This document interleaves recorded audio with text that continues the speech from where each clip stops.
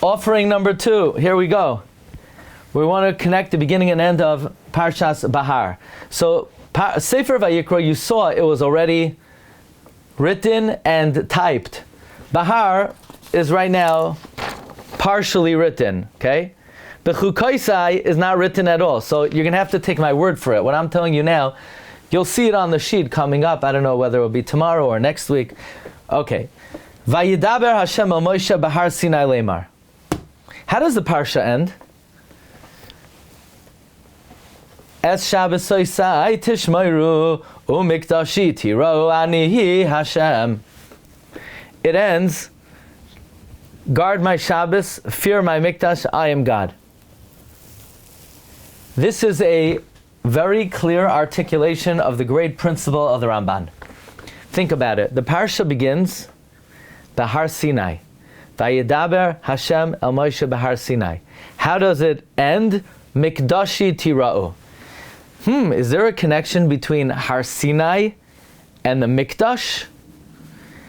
You know, the Ramban in Truma, in the beginning of Truma, says, what is the concept of a Mishkan?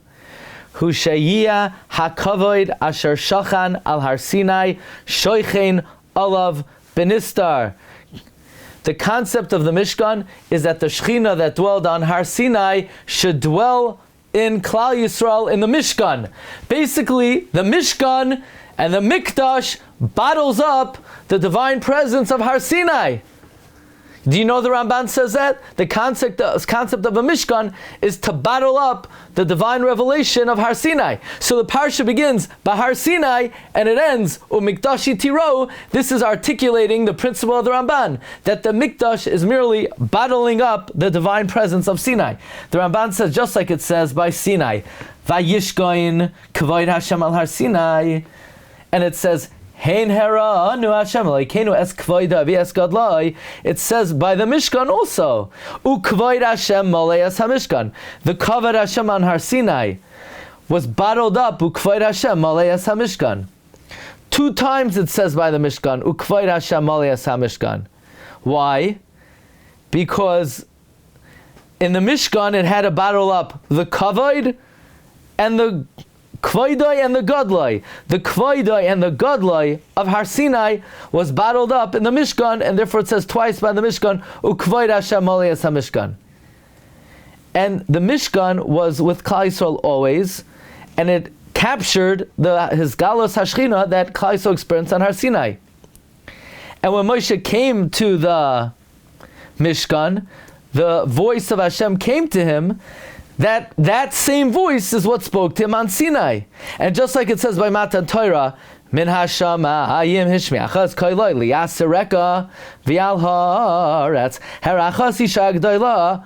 So too in the Mishkan. Just like on Har Sinai, the resounding voice of Hashem came to Moshe, so too in the Mishkan. Vayishma es hakol midaber elav mi'ala kapores. And it says twice, Vayidaber Elav, to tell you that which the voice of Hashem came to Moshe Rabbeinu from the Kapores is the same voice that Moshe Rabbeinu heard on Har Sinai. Bottom line is, the Ramban establishes the following principle in the beginning of Truma. What is a Mishkan? It is a makom to capture the revelation of Sinai. Therefore, the parsha begins Behar Sinai, and it ends Umikdashi Tiro, so that you know what is the Mikdash. It is bottling up Har Sinai, like the Ramban says. Number 2. This is also great. If I'm not going to say, who's going to say? You know. The parsha ends Es Shabsoisai Tishmoiru ve'es Mikdashai Tiro Ani Hashem. Simply, as Shabsoisei Tishmoiru is talking about the Sabbath, Shabbos. No, says Or HaChaim HaKadosh. It's talking about Shemitah. Shemitah is also called Shabbos. Like it says, Shabbos Hil Hashem. And it's juxtaposing Shemitah to the Beis HaMikdash, because Chazal say, Loi nechrav habayis ela b'shvil shaloi shamru mitzvahs hashviyas. Okay, got that? So when it says at the end of the parsha, Es Shabsoisai Tishmoiru, it's talking about not Shabbos, Shemitah. and it juxtaposes it to the Mikdash, because the Mikdash was destroyed because we didn't keep Shemitah. A support to the Harakiah HaKadosh that as Shabsosai Tishmeru refers to Shemitah is because of the great principle of Pesacheinu Megadim. Because the beginning of the parsha, Vishavsa Haaretz Shabbos Lashem, that's talking about Shemitah. So therefore at the end of the parsha, when it says Shabsosai Tishmeru, it's also talking about Shemitah. So this perush that the Harakiah HaKadosh says at the last passage talking about Shemitah is bolstered by the principle of Pesacheinu Megadim. But I want to add something.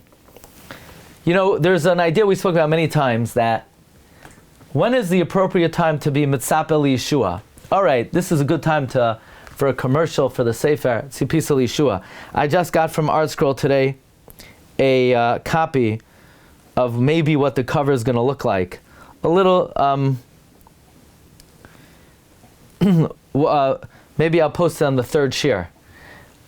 But one of the main times to be mitzapeh Yeshua is Kabbalah Shabbos. Why?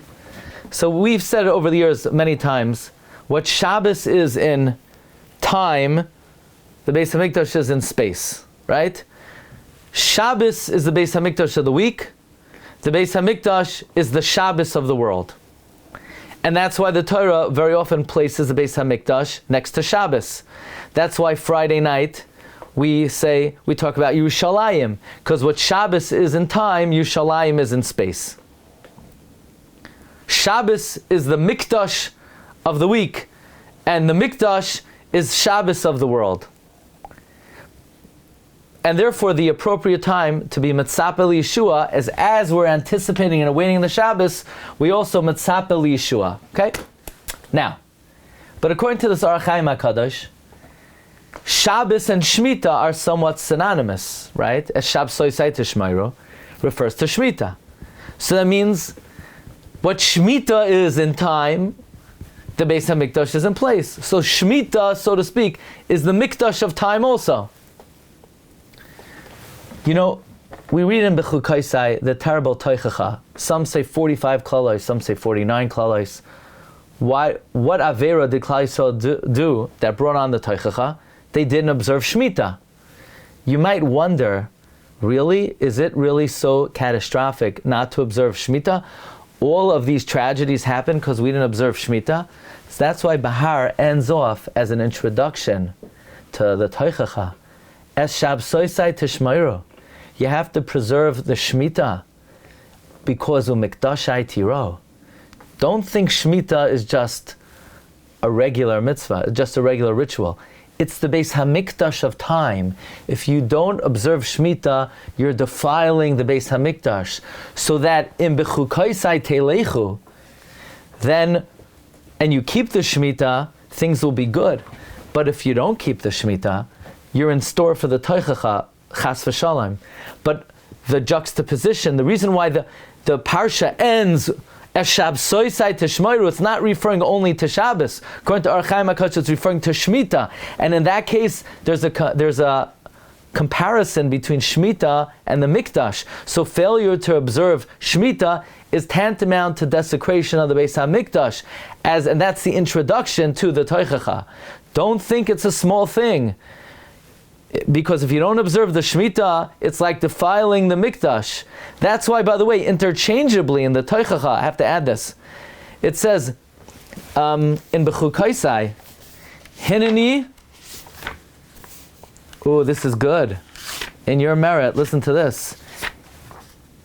In the Teichacha, it seems to say randomly,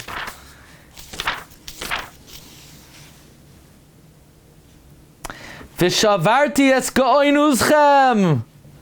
I'm going to break the majesty of your strength, Rashi says. Zeh Beis HaMikdash. Why is that a punishment for not keeping the Shemitah? Hashem's going to destroy the Beis HaMikdash for failure to keep the Shemitah? Says Rashi, V'cheinu oimer, hineni mechalal es mikdashi, ga'oinuzchem. The answer is, the Shemitah is the Mikdash of time. The same way we've always said that Shabbos is the Mikdash of time. Shemitah is also.